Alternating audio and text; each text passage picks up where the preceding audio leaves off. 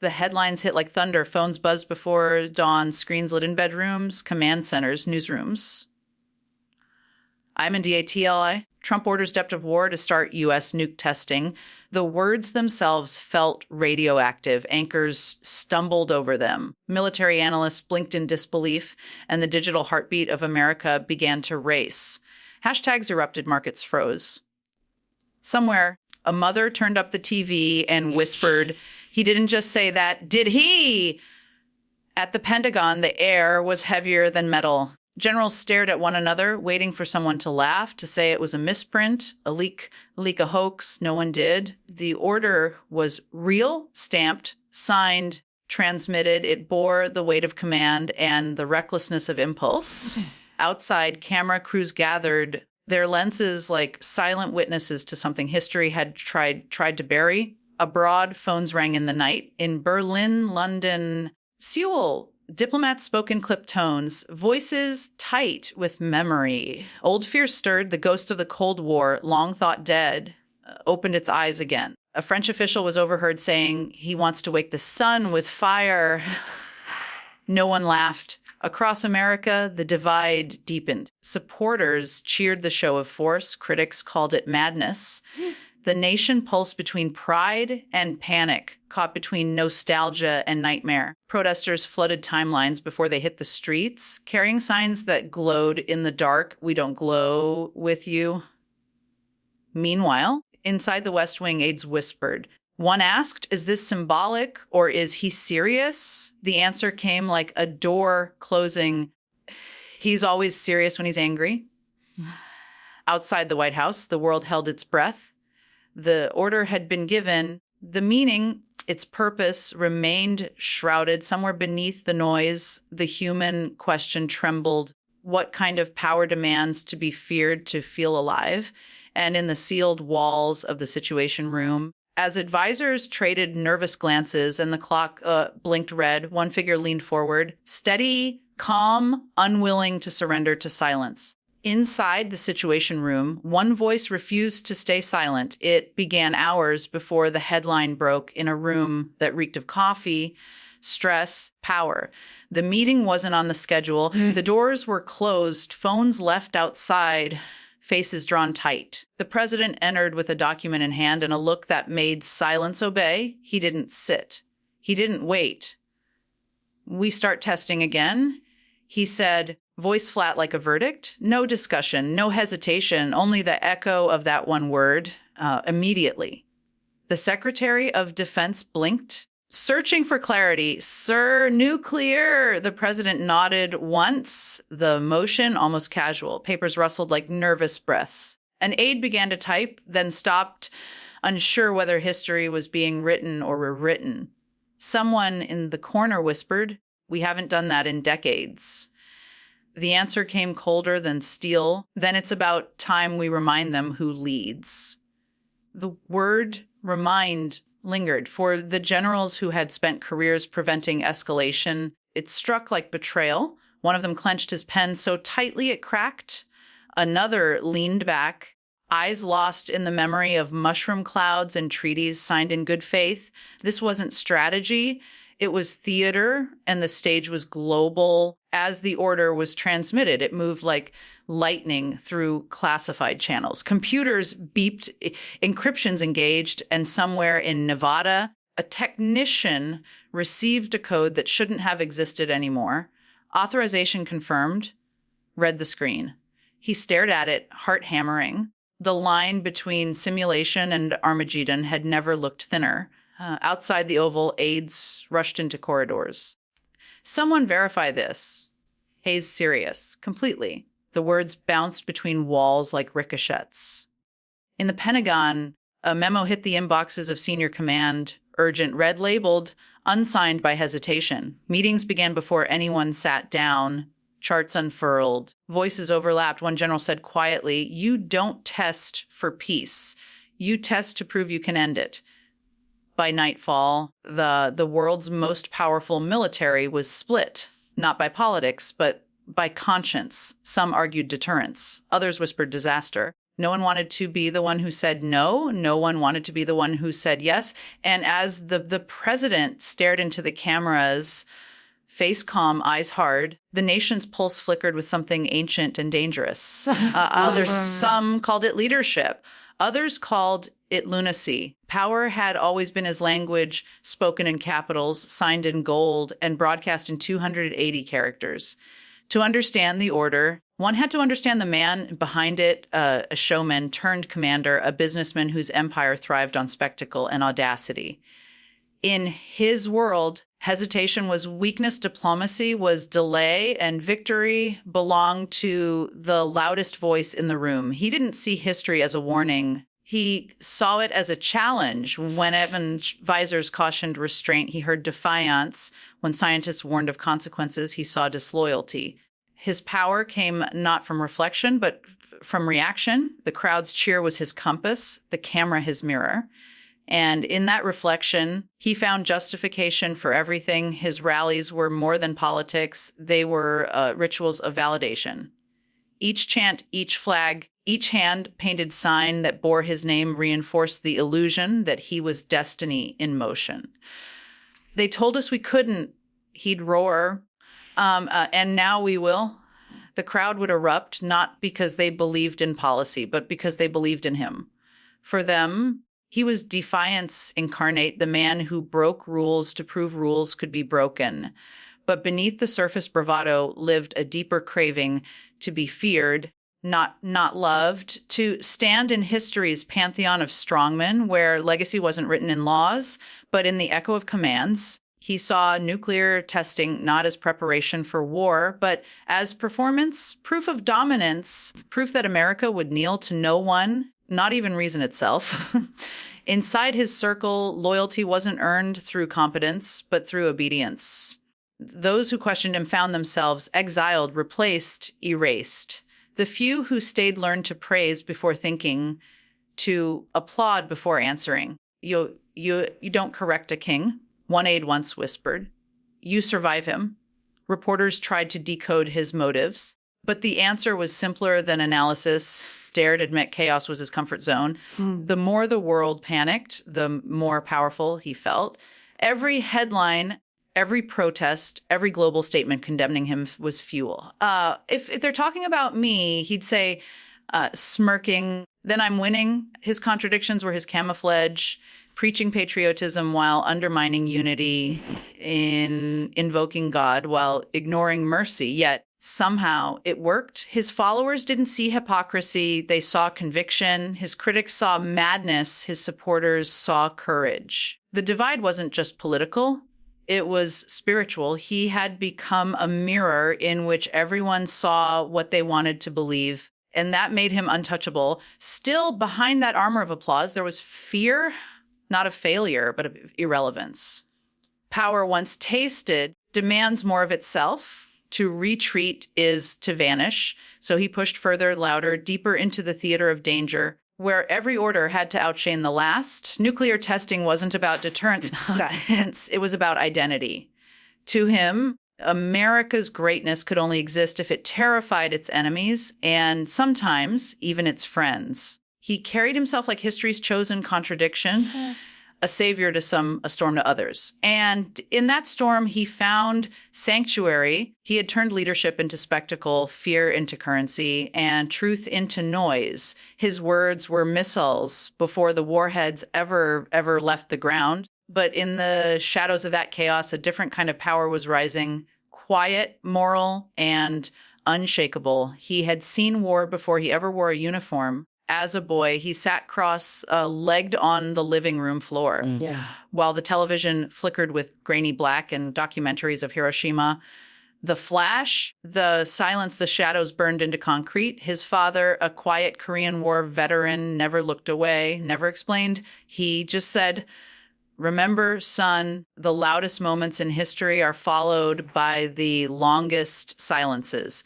Those words rooted themselves deep like a moral compass buried in the spine. Now, decades later, General Aaron Delgado carried that silence within him. He was no pacifist, but he believed in something rarer, measured strength. His chest bore ribbons earned not for conquest, but for restraint for missions aborted at the edge of bloodshed. To those who knew him, he was the soldier who won wars without firing shots, the man who could turn a battle map into a peace treaty. When the nuclear order arrived, Delgado didn't shout, he listened.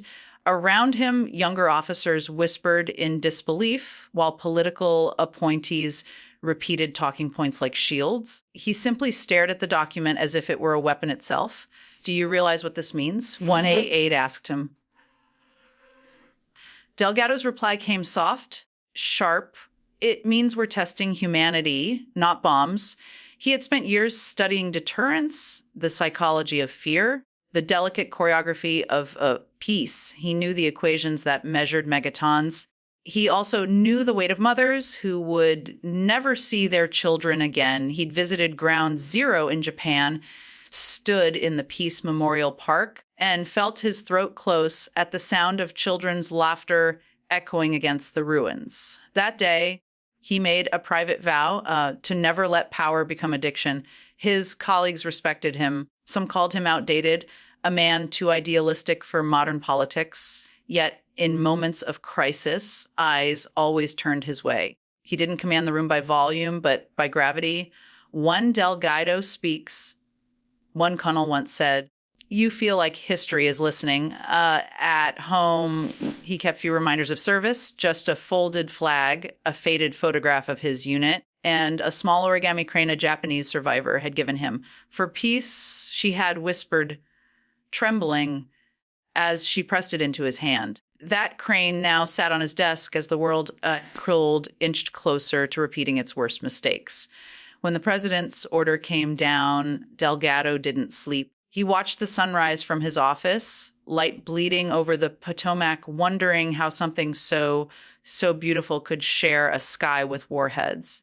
He thought of his father, his children, the nameless faces history forgets when men with titles chase immortality. His phone buzzed all morning, calls from senators, journalists, even old friends from NATO. Some begged him to stay quiet, others to speak out.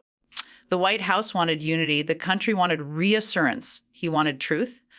"If silence is loyalty," he told an aide, "then I've served long enough." He knew what defiance meant in Washington. He'd seen what happened to truth tellers, careers erased, reputations smeared, legacies rewritten. But some battles didn't wait for permission. Some demanded conscience, not command. As the day wore on, he walked the halls of the Pentagon, his boots echoing like a countdown. Each step was a decision. His staff watched in silence as he gathered notes, briefed his deputy, and requested a seat at the next emergency security meeting. No one stopped him. No one dared? When he entered the Situation Room, conversation died mid-sentence. Advisors turned, cameras rolled. Across the table sat the man who had signed the order, the one who measured patriotism in obedience. Delgado met his gaze without blinking. The air seemed to tighten around them. He didn't raise his voice. He didn't need to.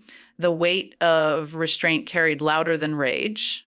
And when he spoke, even the war rooms went silent. The air inside the Situation Room was so still it hummed. Monitors flickered with satellite feeds. Maps pulsed with coded data, and the red digital clock counted down to something no one dared name. The president sat at the head of the table, chin lifted, eyes cold. Around him, aides and generals pretended to study their notes, each hoping someone else would speak first. No one wanted to be the echo that challenged command. General Delgado broke the silence.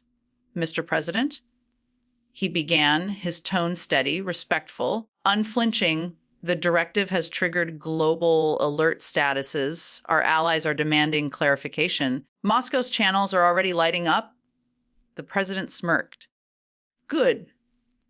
That means it's working." Delgado's hands clasped before him. "With respect, sir, fear is not strategy. It's panic wearing your flag." A murmur swept the room. One aide coughed to cover his gasp. The president leaned forward. "General, our enemies don't respect kindness. They respect strength." Delgado's gaze didn't waver. "Strength isn't the ability to destroy, sir. It's the wisdom not to." The table turned into a front line. Advisors shifted, watching history unfold like spectators at a duel. The president's jaw tightened. You sound like the press, General, or the opposition. I sound, Delgado replied quietly, like someone who's buried enough soldiers to know where arrogance leads. The sentence hung in the air like smoke. For a heartbeat, the only sound was the soft hum of the projectors. Then came the retort, sharp, defensive, desperate. This is not arrogance. The president snapped. This is leadership. The world must remember who commands the fire. Delgado took a step closer, his shadow crossing the table's edge. The world already remembers, sir. It's still counting the dead. The words struck deeper than policy. They pierced ego. Ides exchanged glances. One whispered, he's done. But Delgado stood taller, his voice low but resonant. Every test we've ever launched left more radiation in the earth, more fear in our children. Are we testing weapons or our humanity? The president rose halfway from his chair, anger mixing with disbelief. You're questioning the commander-in-chief in front of my own team? Delgado met him evenly. No, sir. I'm questioning the part of you that believes destruction makes us safe. For the first time, the room seemed to shrink. Reporters, allowed in for the televised portion, caught the tension in their lenses, the glint of sweat, the tremor in controlled breaths. America was watching, though it didn't yet know it. A young advisor whisper on it. Now. But neither man moved. The silence turned molten. Two versions of power stared each other down, one loud, one still. Delgado's final words came slow, deliberate. History doesn't forgive men who confuse fear with respect. The president exhaled sharply, forcing a smile. Careful, General. You're starting to sound heroic. Delgado's reply was almost a whisper. I'd rather sound human. The cameras caught it, the flicker of doubt. The moment pride met conscience and flinched, no one breathed. Then, with the cameras rolling and the nation watching, he said the one sentence that changed everything. The room vibrated with unspoken tension. Every eye locked on Delgado as if gravity itself had shifted. Cameras blinked red. Every second was now live. The president leaned back, smirking, confident the general had overplayed his hand. Delgado's voice came low and deliberate, controlled like a man diffusing a bomb. Mr. President, you once said America doesn't apologize for its strength. I agree. Strength isn't shouting louder than your fear. It's having the courage to listen to it. The words landed like quiet detonations. A reporter's pen froze mid-scribble. The president's smirk flickered. Delgado continued, each syllable a scalpel. We built the bomb to end one war. We kept it to prevent another. But when the reason becomes ego, when the weapon becomes theater, we stop defending freedom and start performing madness. One of the Joint Chiefs leaned forward, nodding almost imperceptibly. The president caught it. General, are you suggesting my order is madness? Delgado didn't blink. I'm saying leadership built on fear is a weapon pointed inward. A tremor of unease rippled across the table. Even the cameras seemed to hesitate. Delgado's tone deepened, carrying the gravity of every soldier who'd watched peace teeter on the edge. Sir, I've seen what happens when men mistake dominance for destiny. They raise empires that collapse under the weight of their own noise. Nations don't fall because of enemies. They fall because truth becomes inconvenient. The president tried to interrupt. Delgado's voice held the room hostage. You've told the people that testing nukes will make us feared again. But tell me, sir, what are we testing? Science, courage, or the world's patience? The silence that followed was louder than applause. The president shifted, reaching for the talking points his advisors had fed him. You don't understand politics, General. Fear keeps the peace. Delgado stepped forward, his tone sharper now. No, sir. Fear builds cages. Hope builds countries. For a second, even the walls seemed to inhale. The lights overhead flickered from the press cameras, catching the lines on his face, the wariness of decades spent holding chaos back from the brink. "We call this the Department of Defense," he said, his voice softening. But defense means nothing if the threat comes from within. The president's expression faltered. The camera zoomed tighter. Somewhere outside, social media caught fire. Hashtags multiplied. Got Delgado truth. General off peace. If no more tests. Live streams replayed his sentences in real time, spliced into edits that spread faster than briefing memos. In living rooms, offices, and classrooms, people stopped scrolling and listened. Delgado looked around the room, each face reflecting a different version of fear. "Do you know why the world once looked to us, sir? It wasn't the bomb. It was the restraint not to use it. Our power wasn't in the flash. It was in the choice." He paused, letting the silence stretch until it felt sacred. "Why forgot that choice the moment we started treating destruction as a display of strength?" The president stood abruptly, his voice rising. "No. You think words can keep this nation safe? You think speeches stop war?" Delgado held his ground. "No, sir. But words start them, and words can end them, too." The outburst cracked something open. The journalists scribbled faster. A young staffer in the corner wiped her eyes. The president's advisors stared straight ahead, unwilling to meet their leader's gaze. Delgado turned slightly toward the cameras. Though his words weren't for them, they were for every citizen watching. The bomb was humanity's greatest invention and its greatest confession. We built it because we could, not because we should. And every generation since has prayed it stays silent. What we do now determines if those prayers mattered. The president sat back down, jaw tight, the heat of his fury battling the chill of realization. The weight of the general's words filled the space like a storm pressing against the walls. Outside, the internet became an echo chamber of awe and argument. Commentators called it the speech that split America. Memes flooded feeds. Delgado's calm face beside mushroom clouds captioned, "He spoke truth under fire douse." Late night hosts replayed the clip before their audiences even stopped cheering. Back in the Situation Room, Delgado's final words came like a benediction. "You can't scare the world into peace. You can only lead it there." He stepped back, eyes steady, hands clasped behind him. The president said nothing. Cameras flashed like lightning before a storm. In homes across the country, families sat speechless. For a moment, the world seemed to exhale. But while the nation cheered, no one expected what would happen next. The video hit the internet before the meeting even ended. 20 seconds of silence, 30 words of truth, and the world went berserk. Within minutes, Faye Delgado truth trended in 40 countries. Clips of his speech flooded every feed, layered with cinematic music, reaction emojis, and subtitles in half a dozen languages. TikTok teens called him the man who stared down the bomb. CNN called it the speech that shook the West Wing. On Fox, anchors fumed about insubordination in uniform. On MSNBC, veterans wept on live TV. The divide wasn't new, but this time it felt nuclear. In California, protesters carried cardboard suns painted gold with the words "light, not fire." In New York, an artist projected Delgado's face on a skyscraper beside the quote, "You can't scare the world into peace." At a diner in Kansas, a retired Marine raised his coffee mug and whispered, "That's what we used to fight for."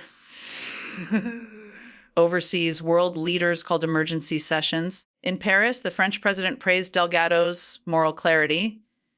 In Moscow, state media mocked the chaos as the unraveling of American discipline.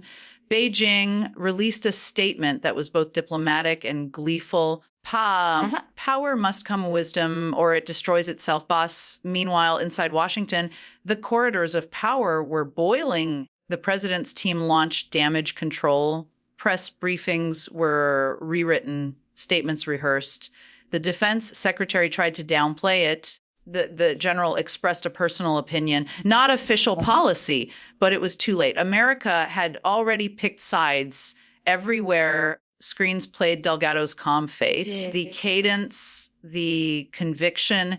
He looked less like a soldier and more like a prophet of restraint. Influencers turned his words into digital mantras. Musicians sampled his quote over slow piano chords. A late-night comedian opened his monologue with, he dropped truth harder than a bomb. The audience roared. But not everyone was laughing. Inside the Oval Office, the president's fury was volcanic. "He humiliated me on live television," he shouted, slamming his fist on the desk. Advisors exchanged nervous glances. One whispered, "One need to make an example of him." Another replied, "If we do that, we make him a martyr." In the Pentagon, whispers turned to worry. Some officers quietly admired Delgado's courage. Others feared his words would fracture the chain of command. A colonel muttered, "He broke protocol." Another answered, maybe protocol needed breaking. The shockwaves spread beyond politics. They hit the nation's heart. Churches cited Delgado's words in sermons. Teachers played clips in civics classes. Veterans posted videos saying, "That man spoke for us." But the internet is a double-edged weapon. Within hours, anonymous accounts flooded social platforms calling Delgado a traitor. Conspiracy theories bloomed. He's funded by foreign interests. He's planning a coup. He's part of the deep state. The same machine that elevated him now turned on him pixel by pixel. Cable news panels screamed over one another. One anchor asked, "Is Delgado a patriot or a problem?" Another shot back, "When did telling the truth become rebellion?" Ratings soared. Democracy trended through it all. Delgado stayed silent. No interviews, no tweets, no press. Just a single statement through his assistant to duty means speaking when silence becomes surrender. The quote went viral again. In living rooms across the world, people felt something rare, not just outrage or entertainment, but a flicker of conscience. For the first time in years, a political moment felt human, and yet beneath the applause and admiration, the machinery of power began to turn. In a darkened office in D.C., a man in a gray suit closed his laptop and picked up a secure phone. As the order ready, he asked. A voice on the other end replied, "Yes, containment protocol in motion." "Good," the man said, staring out the window where the city lights shimmered like distant detonations. "Let them cheer. We'll handle the cleanup." Outside, the world still buzzed with Delgado's words. People marched, hashtags burned bright. The planet felt for one brief moment united in awe. Deep beneath the cheers and hashtags, as something darker was already moving. Weeks passed, but the echo of that single confrontation refused to die. News cycles shifted, politicians moved on, but Delgado's words stayed. They had seeped into the bloodstream of a restless nation. College walls carried his quote in chalk. Protesters painted it on cardboard. Soldiers repeated it in silence before duty. It was no longer just a statement. It was a mirror. When Delgado finally spoke again, it wasn't from a podium or a press conference. It was a quiet address streamed from a modest room. No flag backdrop, no fanfare. His voice was calm, almost weary, like a man who had seen too much of both power and its cost. "I've been called a hero and I've been called a traitor," he began. "The truth is simpler. I'm a man who's seen what fear can do when it's mistaken for strength. And I've seen how silence can destroy more than any weapon." The stream drew millions within minutes. You could feel the collective hush through the comments scrolling in real-time: hearts, flags, tears, and simple words, "Thank you." Delgado's eyes lifted. "We are taught that strength means never backing down. True strength is the ability to step back, to choose dignity over dominance, compassion over control." Every empire that forgot this lesson became a cautionary tale. Every leader who remembered it became a light. He paused, his voice tightening with emotion. "We don't inherit peace, we build it. One decision at a time, one act of restraint at a time." And when we forget that, when we trade moral courage for the illusion of toughness, we lose not just wars, we lose ourselves. Across the world, people listened. Mothers, veterans, immigrants, young students, those who'd felt invisible in the noise of politics, found themselves reflected in his words. For them, Delgado's defiance wasn't rebellion, it was recognition. It was the reminder that dignity didn't belong to governments or armies, it belonged to people. In the days that followed, murals of Delgado began to appear, his calm face framed by a sunrise instead of fire. Editorials called his message of the doctrine of humanity. A senator quoted him in a speech about de-escalation. Even foreign leaders, once wary, began to echo his tone of measured restraint. But not everyone was inspired. Inside corridors of power, resentment brewed. For some, Delgado's message was not healing, it was heresy. His words had stripped the mask from arrogance and left ego exposed. Quiet meetings were held, whispered plans were made. Unaware, Delgado ended his address with the same quiet conviction that had started it all. If fear divides us, let courage unite us. If power tempts us to destroy, let conscience remind us why we build. History doesn't remember the loudest men, only the ones who left humanity standing. He smiled faintly, a soldier's smile, more scar than joy. This isn't about me. It's about us, and it's about who we choose to be when the next order comes. The stream faded to black. But across phones and screens, people sat in silence, not scrolling, not shouting, just feeling. For the first time in a long time, America seemed to remember that peace, like democracy, isn't inherited. It's defended in moments of truth. But even as his words healed millions, some still plotted in silence. And so the order that was meant to ignite fear ended up awakening conscience. A command forged in arrogance became a mirror for the soul of a nation. History may remember it as the day a soldier stood against madness. Or the day America remembered who she was. The order heard around the world. It began with panic, it ended with purpose. Delgado's words didn't erase the dangers, didn't silence the hawks, didn't change the machinery overnight, but they changed something deeper, the belief that one voice, steady and true, can still cut through the noise of power, because that's what this story is really about. Not bombs, not politics, but people. The mother who whispered a prayer when the news broke, the veteran who stood taller when he heard truth spoken out loud, the young immigrant who finally felt that dignity had a defender in the room where decisions are made. This moment, our moment, isn't over. It's a choice that repeats every time fear tempts us to look away, every time arrogance demands applause, every time truth whispers, speak. If you believe dignity is stronger than hate, if you believe silence is not an option, then this is your story too.